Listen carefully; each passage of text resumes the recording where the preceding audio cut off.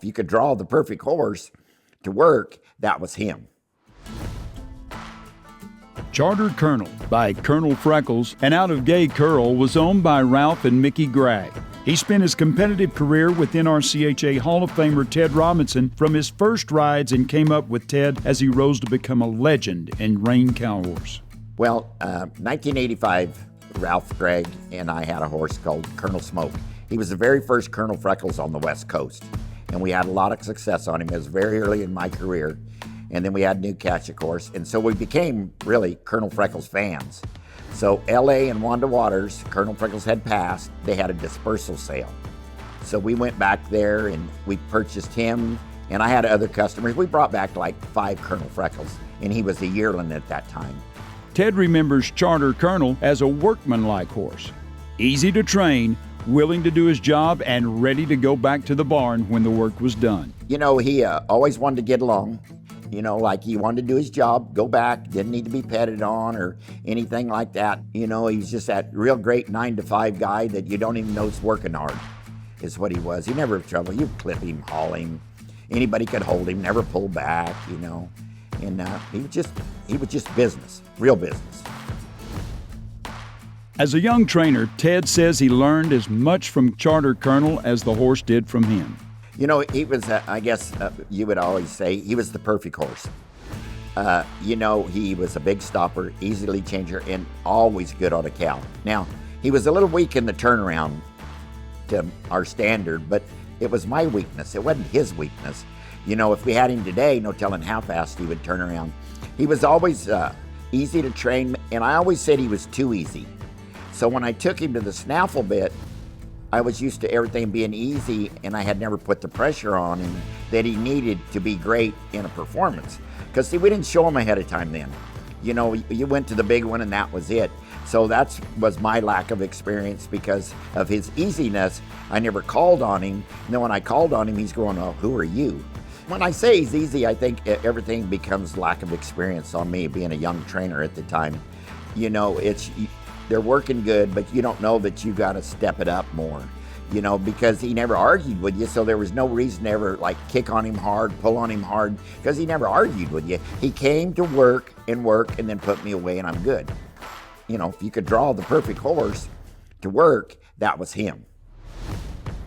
As Ted and Charter gained experience together, the wins started piling up and people took notice.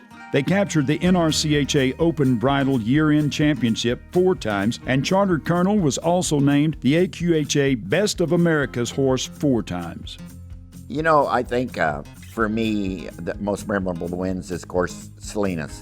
You know, when you can win at Salinas, it's such a, you know, you go in the museum there. So that horse is in the record books his whole life at Salinas. And people can go in there and watch, I mean, look at his old pictures, and all the history of Salinas is in there, which is great.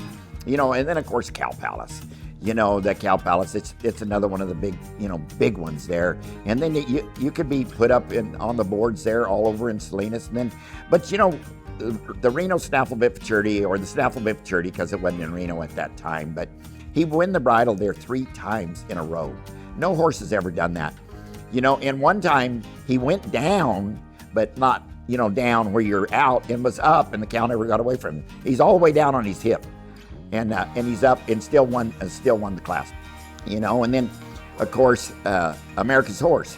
All of a sudden, America's Horse is just kind of recognizing the rein cow horse when he becomes popular. But it's such an honor in the AQHA that they honored this little horse in the rein cow horse for the, you know, all the horses in the whole AQHA. He gets the honor as America's Horse 4 times. He gets it 4 times because we kept showing him. He kept being consistent. You know, the cow horse was just getting into the AQHA real big. You know, it wasn't just in California anymore. So I think he became kind of a, you know, what's the cow horse people doing? What's the cow horse people doing? And it became him. Yeah, it's a great honor in the AQHA.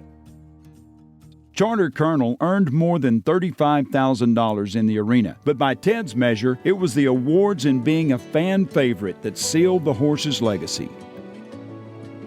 It's such an honor for that horse to win like $35,000, right? Which is, it's chump change today, right? I mean, it really is. It's like he didn't do nothing. But, the entries were $50. You know what I mean? And maybe $100 added.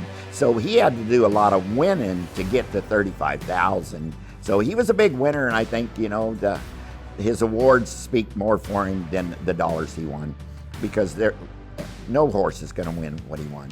Whether it's not out there no more or whatever, because things go away, as we all know. And it's great to have a crowd favorite horse. That all your peers, they stepped up to watch him because they knew he was going to be one or two. Nominated by Smokey Pritchett, Charter Colonel joins the NRCHA Hall of Fame as a fan favorite and also one that helped Ted become a rider who achieved greatness. People want to come up and talk to you about Charter Colonel. How tough is he? He's always that way. What have you done to him? Rode him.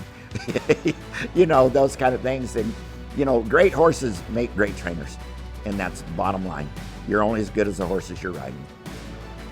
You smiled when you got on him.